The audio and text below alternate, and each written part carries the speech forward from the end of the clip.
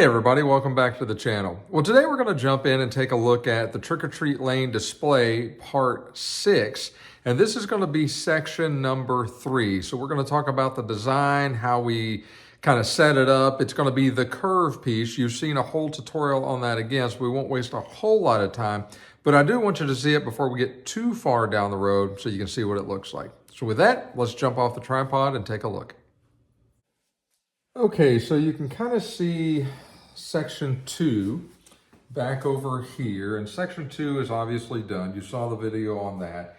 And so if I were designing this piece from scratch, I wouldn't have this. It would be, this would be its own vignette, and so I would have to take some measurements and do all the stuff like I did in the tutorial with the curved road. You saw that. If you haven't seen that, go back and watch that. That will certainly help you.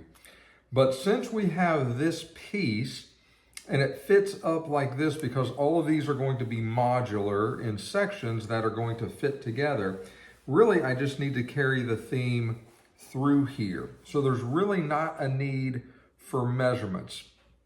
You try to draw as straight as you can, but I've got a black magic marker, and I'm essentially going to start drawing where I think the foundation for the houses are going to come, and just kind of bring it in front of the houses like this. Same thing over here.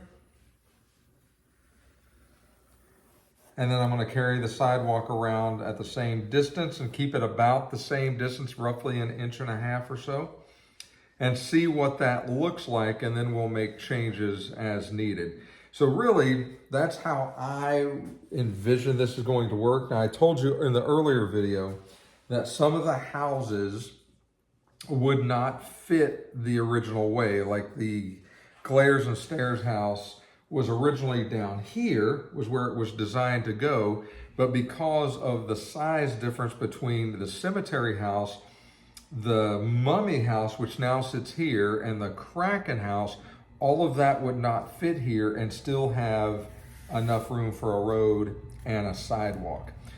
And so it took some initial planning to see that, and then got the houses in the right general vicinity and figured that it would work just like this. And I put the other houses here just to make sure everything looked good. And so that's how we ended up here. So really, what we're gonna do now is just draw in our, onto this base, just nice and slow and nice and steady, with as steady of a hand as we can, to come out to at least about here before we start doing anything else, because we know that's where the curve is going to start taking place. We're going to do the same thing here. This one's going to be a little tricky. I'm going to move this house out of the way real quick so I can get a little more room, and I'm going to take this house back just a little bit. We're going to do the same thing here, just nice and steady, out to about there for now. So we can put this house back. Okay. And now we've got to start getting ready for the curve, remembering that we do have sidewalk. So let's bring the sidewalk. We're going to roughly eyeball where that starts here, and I can see it a little bit better at my angle than you can see it. And we're going to bring the sidewalk out to about the same spot. We're going to bring this sidewalk out to about the same spot. So this is going to be our road, sidewalk, and now our foundation is going to come out through here. It's going to turn. I got to put this house back up so I know where that's going to sit. Something about like that. And then this foundation is going to turn and simply come in front of that house and off to the side like that. Okay, we're going to do now the sidewalk. Trying to keep it about the same distance.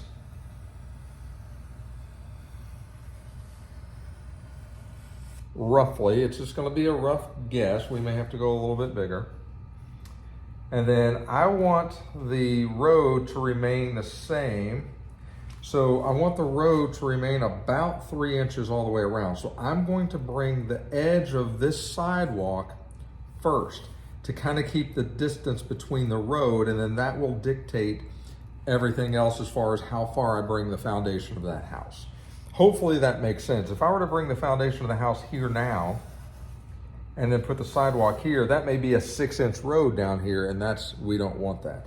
So I'm trying to keep everything on the same angle as far as width, and I can see that's kind of screwed up a little bit.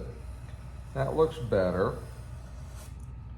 Okay, so see how that looks, and then that dictates then where we bring our foundation. So our foundation will look something like that. And that's just a rough guess, a rough estimate of how I'm going to do this. Now I will take some measuring, a tape measure or a ruler, and I will measure these to make sure they're pretty close to 1.5. If they're not, let's say I measure this one, and I've already cut these, by the way, so I'm just showing you how I went through the process. But let's just say that this needs to come, I measure the road, and let's say it's exactly 3 inches. It's a little narrow, maybe right in here. So, I mean, to fix that, you simply just redo your lines. And let's just say I need this sidewalk to be a little bit wider through here. So I'll just do something like that, and then I know that I cut on this line. That's the line that I'm going to cut on. Or you could use different color of pens or markers or what have you, but it doesn't have to be perfect. I mean, we're striving to make it look natural and it flow, but that's how I think I'm going to cut that. That's how I did cut it, right? And so then what I do is I remove all of the houses. I take, this piece can now come up and go away. I take my hot wire foam tool and I first start by cutting out, it doesn't really matter. I cut out the sidewalk first, like this, and then I cut up here like this, and what that gives me then is the foundation's done and the sidewalk's done. The foundation is really done. The sidewalk has then got to be cut down on the Proxxon to 1/4 of an inch in thickness. And so essentially, because it's this shape, it can run straight through the Proxxon at an angle. And so as you bring it through and then just kind of angle it up and bring the other side through, it goes through the Proxxon, especially with that big fence sitting there, just like it's supposed to. So it's no big deal to cut these sidewalks to 1/4 inch on the Proxxon. It's quite easy. So that's how that is designed. So hopefully that makes sense. Let's now fast forward and show you what it looks like already cut out and already detailed a little bit.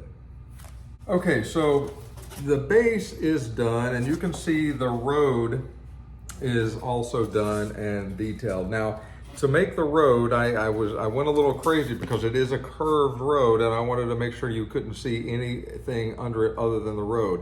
So we've got a couple of strips over here. We've got the main road over here. We've got the main road going this way. And we've got a little extra strip over here where the sidewalk turns. So I just did that based on the layout and looked at it to see if the sidewalk was going to cover everything. And where it looked like it wasn't going to cover, I would just add another piece of tape and then mark it up. This one needs a little bit more marking over here, but I think it'll be fine. So I debated on how I want to teach these next remaining tutorials. And the reason I say that is because you've seen me detail and cut sidewalks and do the tinfoil rolling technique. You've seen that. I've done that a couple of times already. You've seen me do brickwork and cut brickwork. You saw me cut the stairs and how I did that with the X-Acto knife. So you've really seen all of this, and so there's no real reason to kind of include it in the tutorials anymore because you've got that. But this is how everything cut out now looks. Okay, and we're just gonna kind of piece these pretty close. This sidewalk goes like this. This sidewalk goes like this.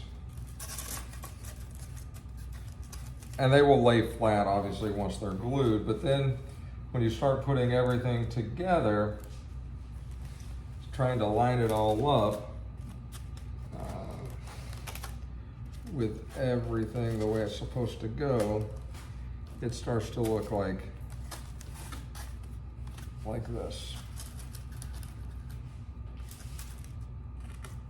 Okay, and then obviously things have got to be glued down so you can manhandle. Well, that's not right. Something's wrong. This is on the wrong side. So let's this. That makes a little more sense, I think.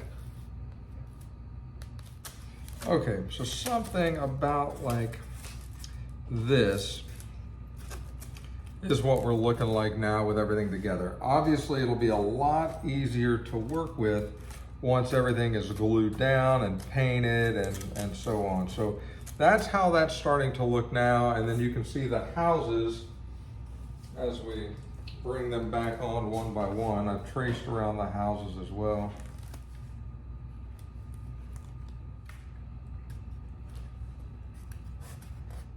So you can kind of see how everything now fits on there, and it flows right out of one right into the other. I'm going to pull you off the tripod and so you can kind of see it from a different angle to see how it flows. Okay, so you can kind of see from this angle, obviously everything needs to be glued down, but you can kind of see how the flow is going here.